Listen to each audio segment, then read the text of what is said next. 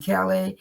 This morning, I do want to talk to families that may be going through with a loved one with a mental disorder or persistent sickness, chronic in sickness that may be going through. So I'm gonna hit it from a family's standpoint. First and foremost, I want to say to you that whatever you're going through with it, and all know that the Lord is with you in the midst of it. Yes, it can seem overwhelming at sometimes, can even get to the point that you're wondering, what else can you do? How much of it may be your fault. All of these things can come up, and you may have some people that criticize because they feel like that you're not doing as much as you should, in the midst of it all. Um, but you have to know for an assurance to you. I do want to say this though, that whoever it is in your family that is going through with a mental health disorder, that we have to remember that they, number one, they do still have their own personal personality. There may be times when they may not comprehend everything that you're saying. You're going to go through a time when they are on their meds and they seem like they're doing okay and they're, on a great recovery. And all of a sudden they decide, I don't want to take them anymore. I'm doing okay. I don't need them. And have a setback. And you have to know that, these times do happen. Um, can they be discouraging? Yes. But I say to you, it's important that you have a support group that you can work with. I remember, oh Lord, I'm sorry. I remember when I was going through at one point with them going back and forth for the meetings and things. And one thing that was interesting to me that I learned from it was that they had the client to, all the clients were standing around us as family members, and we were supposed to respond to them based on what we heard them say, to write it down on a piece of paper. And I never forgot this, that we didn't know that they were going to have all of them speak at the same time. And at the end, when they got finished, they asked each of us, what did we have? I only caught certain words that any of them said. Somebody else's paper, they didn't have anything at all on. They said, I didn't put down anything. I didn't understand anything that they were saying. Somebody else said, well, I drew pictures because that's what I want to do. So what I'm getting at is, if they're dealing with, and I've had a loved one who had schizophrenia.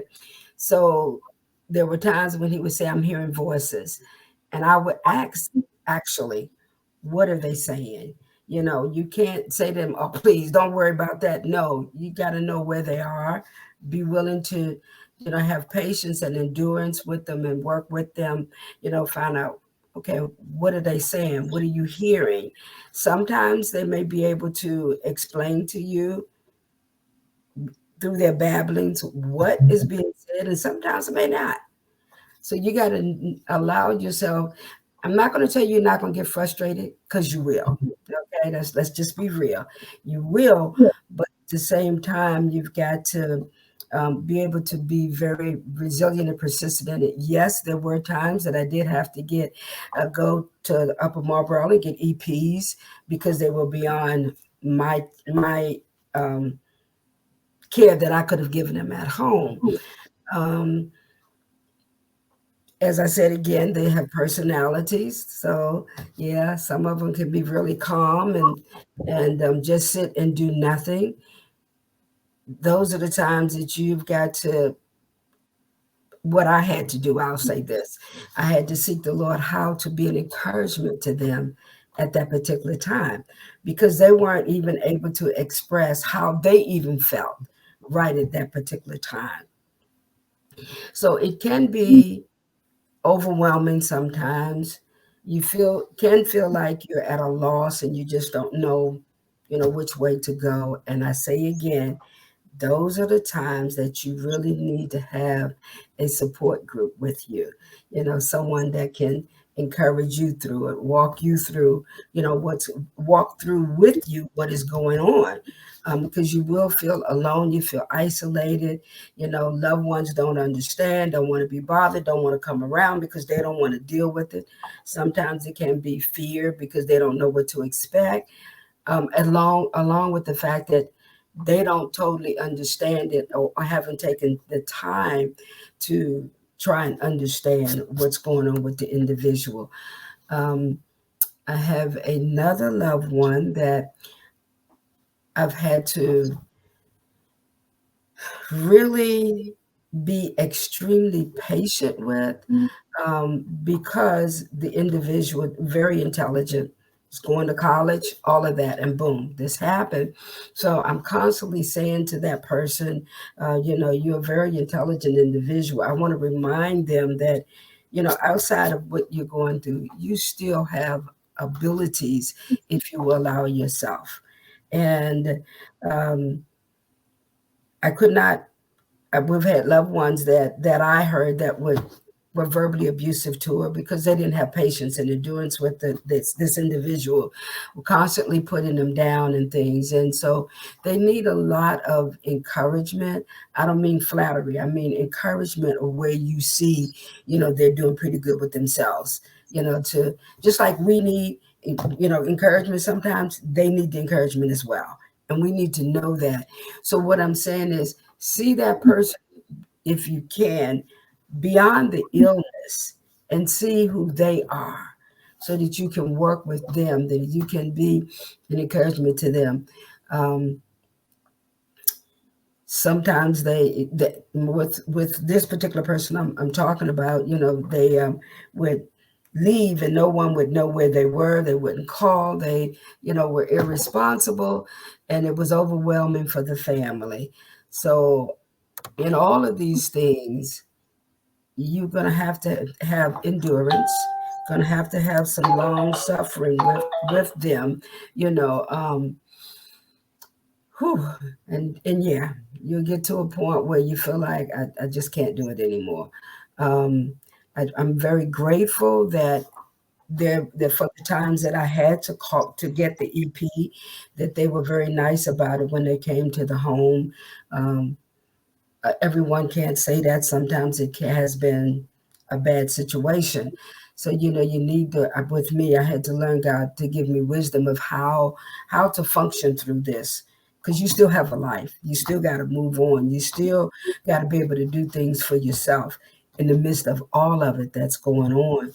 Because if you don't take care of yourself, you don't have a support group, and you feel isolated, and you don't know which way to go and everything. It become to a point that it adds insult to injury in the whole situation. This is something you don't want to have to deal with. You know, um, you got to know when to step back and just let them be them. You can't make them take their meds. You can encourage them to do so. Um, Learn from what you have gone through with them, so that when they're at a time when they don't want to, you may have to talk to them. You know, what's going on? What's causing you not to want to take your meds? Do you want to recover? Ask questions. Don't you need to be taking? You don't get no recovery. No, you can't go that route, because that pushes them even farther away. That's with any situation, but especially with someone that you're dealing with a mental disorder. Remind them that you love them, because they definitely going to feel unloved. They're going to feel like that nobody cares and nobody. And we go through that. If we go through those type of times in our lives, and we don't have a mental disorder, imagine what they're dealing with if they do have one. You know. So as I say again, being able to be patient with them, being able to stand with them, being able to just um, talk about what you yourself are dealing with within it, because you're not going to understand all of it. None of us do, and don't fool yourself because they're going through a good time, and um, they're on their meds and look like life is going good, and boom, all of a sudden something may happen to trigger them to fall back. So these type of things that we need to be aware of, is when we're dealing with someone, or walking through, I should say, I don't want to say dealing with, walking through life with someone that has a mental disorder. Sometimes they may feel like that they have no compassion for other people in the midst of the situations. You have to know that that's part of it. And it's important that one thing that I've learned is to, do some research, because everybody doesn't go through things the same way. So, it's good to research. So, what can I expect in this? Excuse me. How and who can I reach out to? Because everybody's not going to understand it. Everybody's not going to want to be bothered. I'll just call it like it is. So we have to make sure that, we ourselves, that we do what's necessary um, in all of it that you're going through. I have to say, yes, the Lord is with you. Do we understand why He's allowed these things? No. But the most important thing that I have learned to do is to trust Him in the midst of it. You know, um, you may have family members that are fearful of them based on some false information that they may have heard, but they're not willing to really talk to you about it. Um, you can't talk to all, and I say it again, to all the family members, because everybody don't understand and don't want to understand. Some don't want to be bothered. Some are not able to endure with you in the midst of what it is that you're dealing with. Um, those are the main things that I have personally have come to understand and realize in the midst of this is, number one, and in the midst of whatever it is that they're going through with, that they have good days and bad days just like we do. I mean, we have, you may not have a mental disorder, you may be going through with some other type of sickness. And there are times when you feel like you're tired of taking your meds. They do too, but we just see the results of it even more, in situations such as this. Um, there will be times that there can be very cheerful. And as I said, there are times when they may totally shut down. There are times they may seem erratical. But the thing you need to do is work towards having strong endurance and able to go through this trial along with them. To know again that whatever you're going through, that God is with you in the midst of it. And there are resources out there to help you, to be able to know how to work with the individual that is going through this particular situation. Again, can it sometimes be overwhelming? Can it feel frustrated sometimes? I know I'm repeating myself, but I just want to make sure you hear me. Yeah, there will be times that you will feel overwhelmed in the midst of it. That's when you need to reach out to whoever your support group is, so that you yourself don't cause your own self to become so stressed in it that you begin to get sick. Then you're no help to yourself or to the individual. Thank God for being able to share, this little bit with you.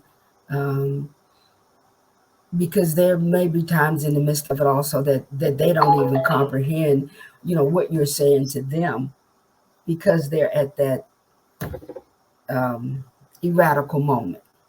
Okay. But you got to know how to stay calm in the midst of it, to not add insult to the whole situation. Day by day, it wasn't something that came overnight, you know.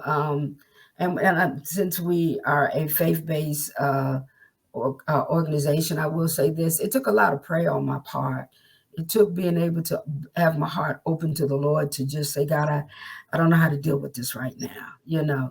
Um, Teach me how to endure in it. So it wasn't something that came over. As I said, it did not come overnight. It came with dealing with each day. as it came. It came with the endurance came with not sitting these um, false expectations. Oh, they're going to be on their meds. Everything's going to be okay. We're not going to have any problems. No. And so recognizing that each day may bring a different change was one of the things that helped me to be able to endure through the whole thing. Being able to, seek God's wisdom. God, how do I handle this one today? So those were the main things that helped me to be able to endure through all of this. Is extremely important in going through uh, these type of situations, and because if you don't have resilience, you're gonna find yourself giving up, get to the point where you don't care, and it puts that individual in a worse situation. Um, because if you don't have the resilience, then who is?